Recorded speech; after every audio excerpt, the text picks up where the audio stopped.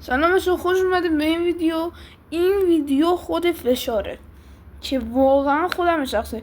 اینجا یه شات زدم، جسته نشد شاتم و گفتیم باش. حالا اینجا از شانس خوب من دستم یا رفت و تیر رو زدیم به دیوار اون زد.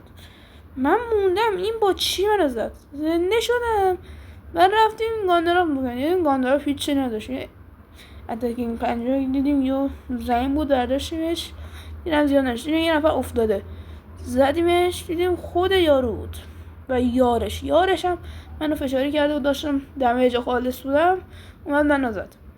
گفتیم باش، ما رفتیم راش بدیم که گفت نه در بین اون یکی گاندراف یه چیزی داشته باشه بتونیم بزنیمشون، نه که بریم با اسنایپر اتاکینگ پنجره باشیشونو بریم. یهو دیدیم همه زنده شدن، رفتیم اونجا دیدیم داداش اینا خوردین که انفور برداشتم، گفتم ورش کن، همین اینم خوبه، اینو دعوت نیم از انفور بهتره چون نیست دیگه.